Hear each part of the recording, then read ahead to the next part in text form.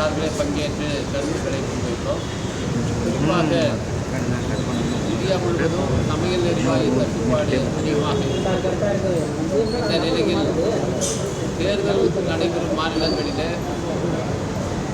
வணிக ரீதியான LPG cylinder விதிக்கப்பட்டிருக்கிற தடையை நடத்தி அங்கே அது தாராளமாக இந்திய மத்திய அரசு வழிவகுப்பு தேர்தல் ஆணையம் தேர்தல் பரப்புரையிலே ஈடுபடுகிறவர்களுக்கு அந்த உணவு என்பது தடையின்றி கிடைப்பதற்கு இந்த சமையல் எரிவாயு தாராளமாக கிடைத்தால்தான். எனவே தேர்தல் நடைபெறும் மாநிலங்களில் மட்டும் இதை தளர்த்தி வணிக ரீதியான சமையல் எரிவாயு கிடைப்பதற்கு வழிவகுக்க வேண்டும் என்று கேட்டுக்கொண்டோம். அடுத்ததாக வாக்குப்பதிவு முடிந்ததும் வெளியிடப்படுகிற அந்த விவரங்கள் அடுத்த நாள் அதிகரித்து வெளியிடப்படுகிறது. இரண்டுக்கும் இடையிலே நாடாளுமன்ற தேர்தல் சமயத்தில் சில 5 விழுக்காடு 6 விழுக்காடு வரைக்கும் இருக்கிறது. எனவே ஒரே அளவான ஒரே விதமான அந்த விவரங்களை வெளியிட வேண்டும், அதில் மாற்றம் செய்யப்படக்கூடாது என்று ஏற்கனவே தலைமை தேர்தல் ஆணையரிடம் வலியுறுத்தியிருந்தோம். அவர் 70C ஃபார்ம் கண்டிப்பாக எல்லோரிடமும் நாங்கள் வாங்கி அதன் ஒரு பிரதியை நாங்கள் அங்கே வாக்குப்பதிவு முகவரிடத்தில் கொடுப்போம்.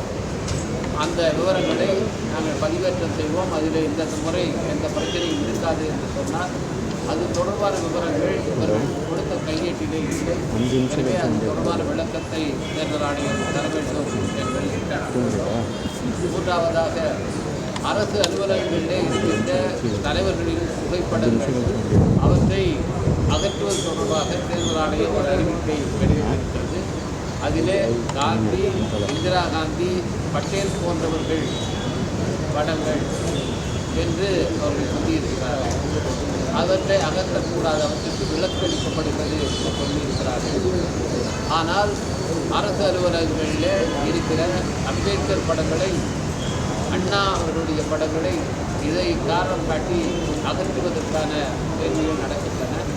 எனவே அவர்களுடைய படங்களும் அகற்றப்படக்கூடாது, மறைந்த தலைவர்களுடைய படங்கள் எவையும் அகற்றப்படக்கூடாது என்பதை நீங்கள் சொல்லிக்கொள்ள வேண்டும் என்று கேட்டுக்கொண்டோம். ஏப்ரல் 14ஆம் நாள் அம்பேத்கர் அவருடைய பிறந்த நாள் என்பதால் அன்றைக்கு அவருடைய உருவச்சிலைக்கு எல்லா இடங்களிலும் மாலை அணிவித்து மரியாதை செய்வார்கள். அந்த நேரத்தில் அந்த சிலைகள் மூடப்பட்டிருக்கிற நிலை பல இடங்களிலே ஏற்பட்டிருக்கிறது. தேசிய தலைவர்கள் மட்டுமல்ல, மறைந்த தலைவர்கள் எவருடைய சிலைகளும் மூடப்படக்கூடாது என்பதையும் வலியுறுத்தினோம். இது தொடர்பாக தேர்தல் ஆணையம் தொலைக்காட்சி மூலமாக மக்களுக்கு சரியான செய்தியை வெளியிட வேண்டும் என்று கேட்டுக்கொண்டோம். அது மட்டுமல்ல, தேர்தல் காலங்களில் கொடிகளை அகற்றுவது, கொடி கம்பங்களை அகற்றுவது என்ற ஒரு நடைமுறை இருக்கிறது. இது தேவையில்லாத பணிச்சுமையை அரசு அலுவலர்களுக்கு ஏற்படுத்துகிறது. அது மட்டுமல்லாமல் தேவையற்ற செலவையும் ஏற்படுத்துகிறது. தேர்தல் பரப்புரையின் போது கொடிகளை கட்டிக்கொண்டு தான் பரப்புரை மேற்கொள்கிறோம். அதில் கொடி கம்பங்கள் இருப்பதனால் ஒரு கட்சிக்கு ஒரு முன்னுரிமை வந்துவிடும் என்று நினைப்பது வேடிக்கையாக இருக்கிறது. எனவே கொடிக்கம்பங்களை அகற்றுவதிலே இவ்வளவு ஆற்றலை செலவிட வேண்டுமா, வீணாக்க வேண்டுமா, இதை தேர்தல் ஆணையம் பரிசீலிக்க வேண்டும்.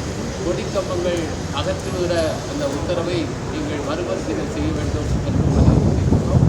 அதுபோல் தேர்தல் காலங்களிலே கட்சி தலைவர்கள் தங்கள் வாகனங்களிலே கொடிகளை கட்டிக்கொண்டு போவதற்கும் தடை விதிக்கிறார்கள். இதனால் எந்தவித முன்னுரிமையும் ஒரு வேட்பாளருக்கு வந்துவிடப் போவதில்லை. எனவே இதுவும் தேவையற்ற ஒரு தொந்தரவாக இருக்கிறது என்பதை சுட்டிக்காட்டினோம். இதற்கான விளக்கங்களை அவர்கள் வெளியிட வேண்டும் என்று கேட்டுக்கொள்கிறோம்.